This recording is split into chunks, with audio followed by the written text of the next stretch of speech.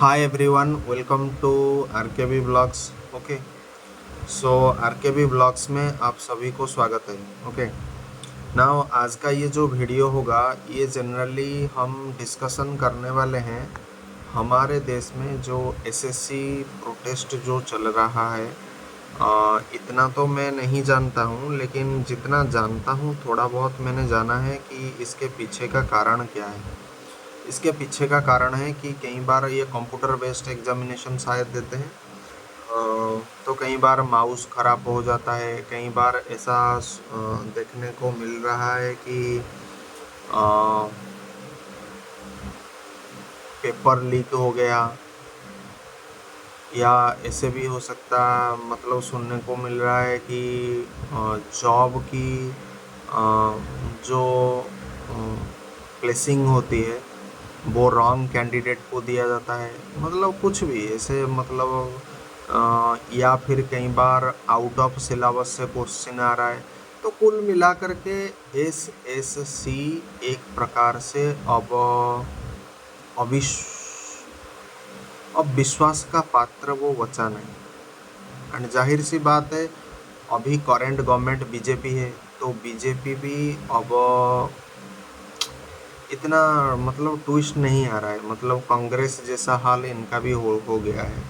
ठीक है। अ, मतलब लोगों ने मोदी जी को, अब देखो कई बार हम ये नहीं कह रहे हैं मोदी जी सही है गलत है, लेकिन मान लीजिए आप एक नेता हो और आपके पीरियड में ये सब मतलब चीज़ें हो रहा है, तो इसका डायरेक्ट इनडायरेक्ट रिलेशन कहीं ना कहीं मोदी जी के लिए फॉरवर्ड हो जाएगा।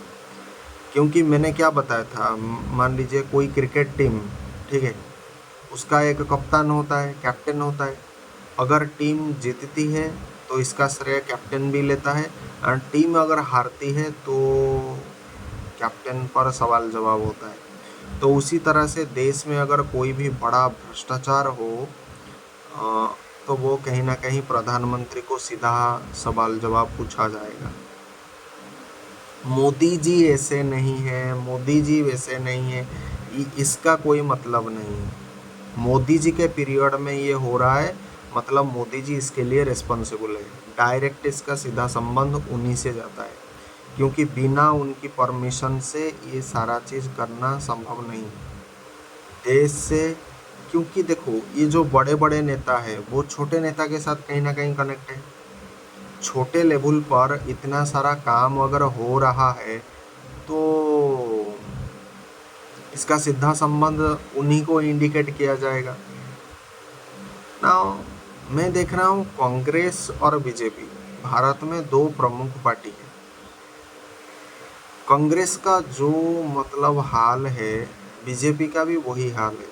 अब जितने भी एसएससी एस्पिरेंट जो भी हैं, मैं उन्हें एक बात कहना चाहता हूँ, और जितने भी टीचर इसके रिलेटेड वो काम कर रहे हैं वो तो प्रशंसा के योग्य है, क्योंकि वो सिस्टम को बदलना चाहते हैं। लेकिन मैं आपसे एक सवाल पूछता हूँ, क्या आपके शांतिपूर्ण प्रोटेस्ट से आप समस्या का हल कर पाओगे? मुझे नहीं लगता है, क्योंकि ये सरकार मोटा चर्बी वाला सरकार है। इसे सीधा हाथौड़ा मारेंगे तो आप जीतेंगे। गवर्नमेंट जो होता है ना, गवर्नमेंट जो होता है वो मोटा चर्बी वाला होता है। आपको क्या लगता है कि आप एग्ज़ाम देने जा रहे हो, क्वेश्चन पेपर लीक हो रहा है और माउस काम नहीं कर रहा है? हाँ? आपको क्या लगता है कि ये सिर्फ एक माउस काम नहीं कर रहा है? हो सकता है आज एक माउस काम नहीं कर रहा है, लेकिन किसी और जगह पर 2-3 साल में या फिर 1-2 दिन में कोई दूसरा माउस काम नहीं करेगा।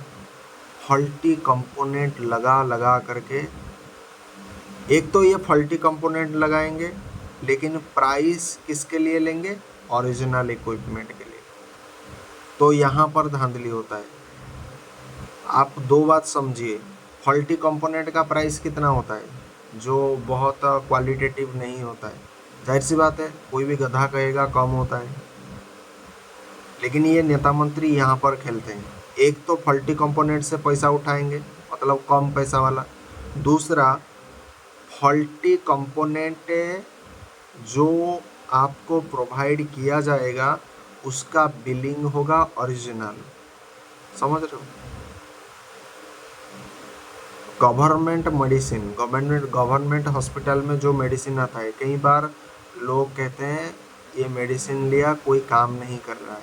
हमने कई बार इसकी मतलब रिपोर्ट में, देखो लैबोरेटरी से ज़्यादा मैं लोगों पर विश्वास करता हूँ। किसी को फीवर आ रहा है, मैं थर्मोमीटर से ज़्यादा पेशेंट को पूछ करके मतलब विश्वास करता हूँ। मेरा जो मतलब काम करने का तरीका है ना, वो मतलब पूरा वाइल्ड है, ठीक है। तो कहने का ये मतलब है कि गवर्नमेंट मेडिसिन, प्राइवेट मेडिसिन क्यों इतना काम करता है? आप वहाँ पर पैसा देते हो। इसका जो मेकिंग प्रोसीजर होता है, जिस भी कंपनी से ये माल उठाया जाता है, क्या वो कंपनी ईमानदारी तरीके से काम करता है? सबसे बड़ा सवाल है, ठीक है। तो इसको छोड़ते हैं। हमारा जो आज का मुद्दा है वो एसएससी था, ठीक है। तो मैं एसएससी जितने भी एस्पिरेंट हैं उन्हें ये कहना चाहता हूँ,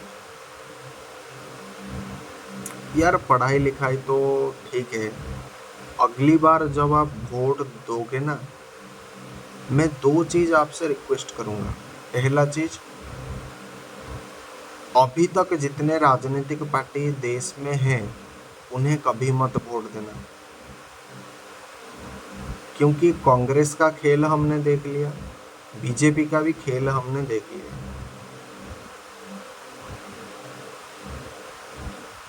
अब हमें किसी और का खेल देखना बाकी है, किसी और को सत्ता पर बिठाना हम चाहते हैं।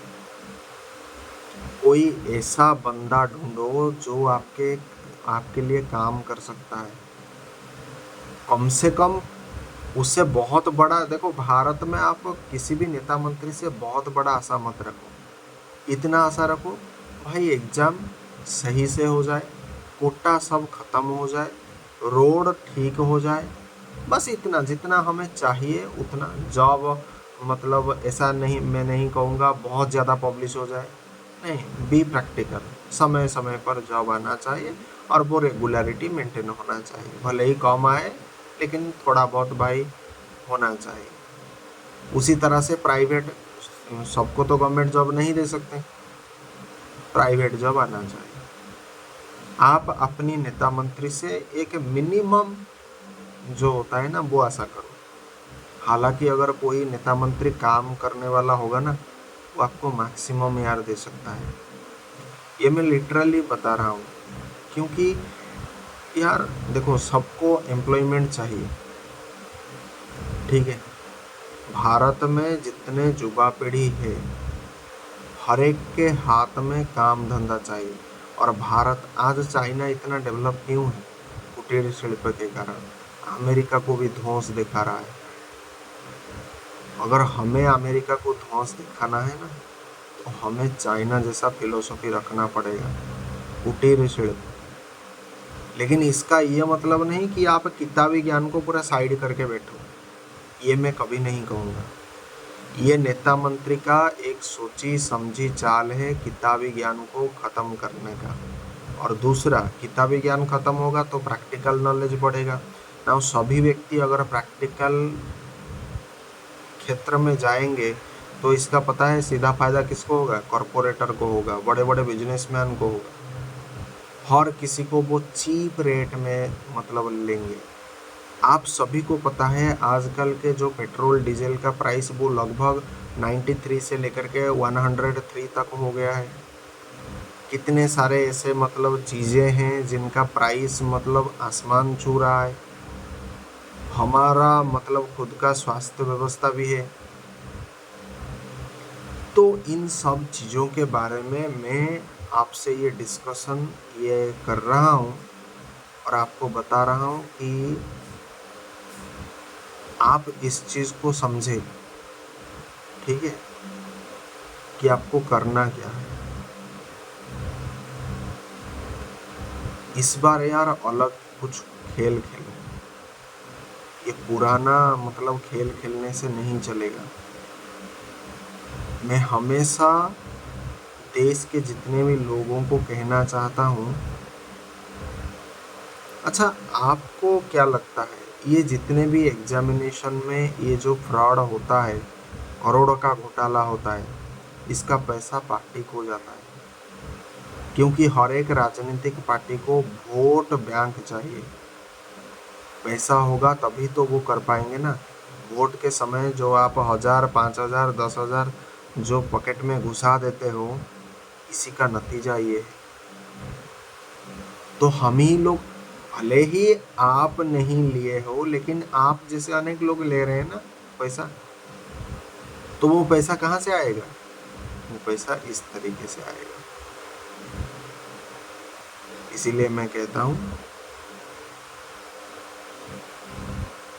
ये बड़ा मुझे दुख लगता है।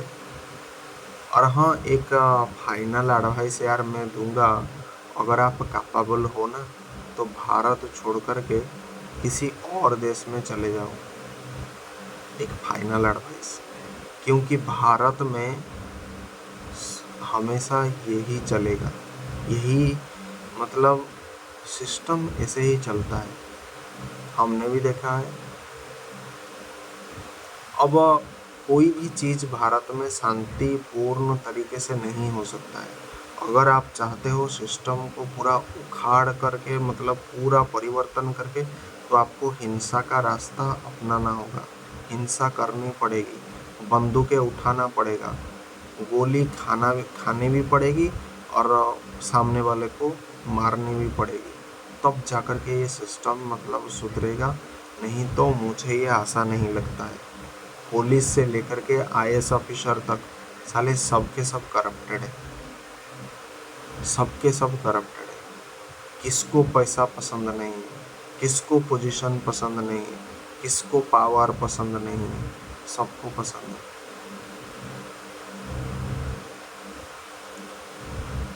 तो अंत में यही कहना चाहता हूँ, अगर आप भारत को बदलना चाहते हो तो सबसे पहले हिंसा को समर्थन करो।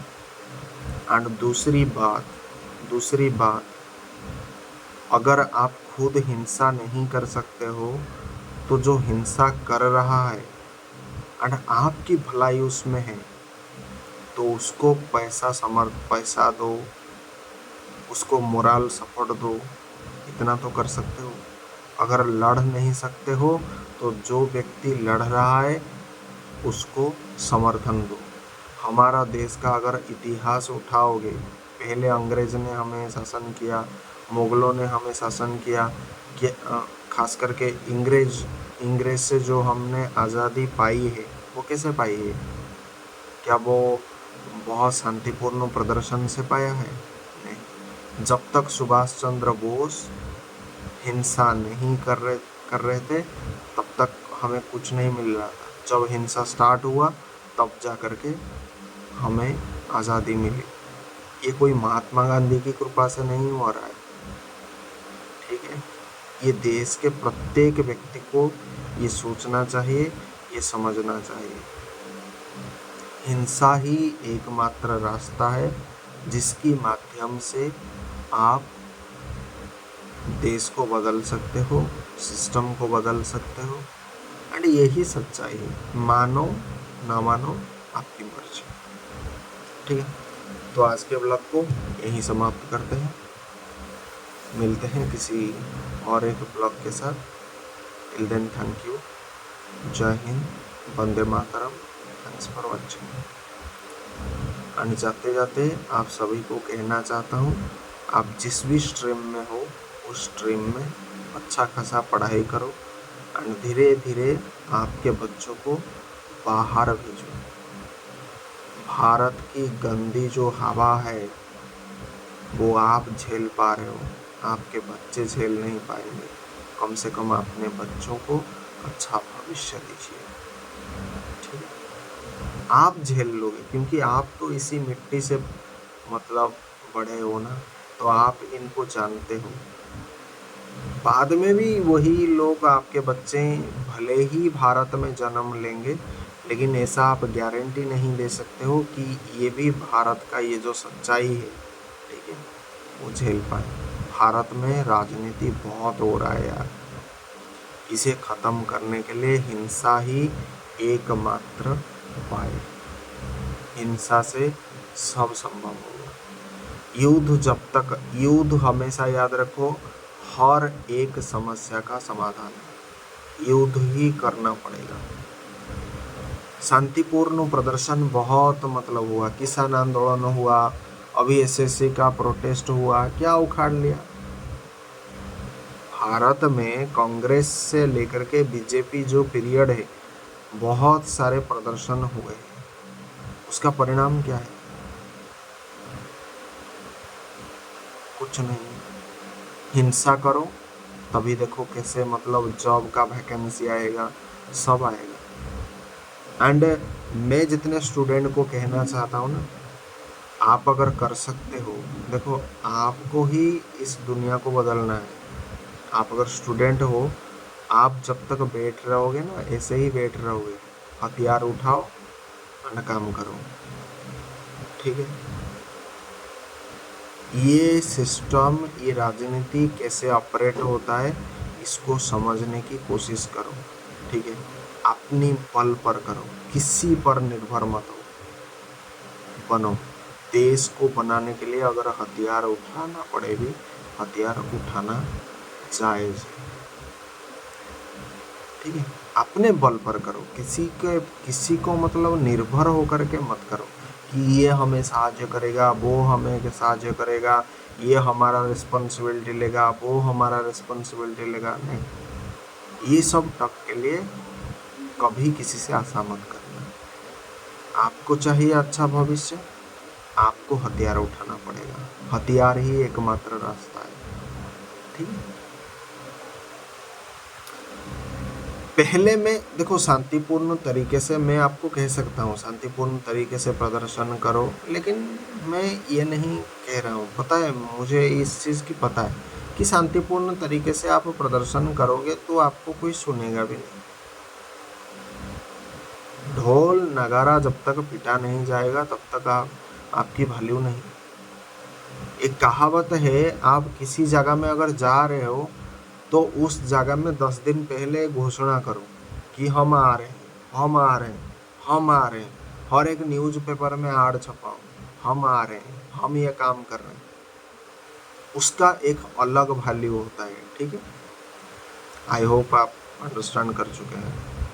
एंड जैसे ही आप हथियार उठाओगे, पता है आपके पीछे कौन सा टैगलाइन भर दिया जाएगा? आप एक आतंकवादी हो। ये भी हो सकता है, क्योंकि सरकार बहुत कमीना है। नेता को क्या, नेता मंत्री का गुण आप जानते हो, उसी हिसाब से चलोगे। मिलता हूँ किसी और एक ब्लॉग के साथ। बहुत दुख लगा, मन का व्यथा था। अब हम कुछ कर नहीं सकते हैं, जितना कर सकते हैं कर सकते हैं। अगर हमारे पास ऐसे पावर आ जाएगा तो हम इस सिस्टम को, देखो मैं हिंसा का बहुत ज़्यादा समर्थन हूँ। अगर मैं अपना विचारधारा शेयर करता हूँ ना, मैं कोई भी चीज़ को शांतिपूर्ण तरीके से हल नहीं, मतलब ये मेरा नेचर ही नहीं है, ठीक है। अब आपको अगर अच्छा भविष्य चाहिए, करो, कोई मना नहीं, लेकिन अपने दम पर करना। ऐसा नहीं कि आप मतलब हमें कहोगे आरकेवी सारे उठाएंगे आपका, ये नहीं। मैं तो अपना मतलब उठाने के लिए भी भार तैयार नहीं हूँ। मैं दूसरों का भार क्या वहन करूँगा। लेकिन आपको एक एडवाइस दे रहा हूँ, अगर आपको अच्छा ज़िंदगी चाहिए तो फिर आपको कुछ अलग करना पड़ेगा, मेरा कहने का तरीका है। और दूसरी बात, मैं जब कोई काम करूँगा मैं किसी को पूछूंगा नहीं। मेरे को जो करना है, मेरे को जिसको टपकाना है, मैं सीधा जानता हूँ ये नेता मंत्री खराब है या पुलिस ऑफिसर खराब है, उसे गच में सीधा टांग दूंगा, ठीक है। मिलता हूँ, आज के लिए इतना।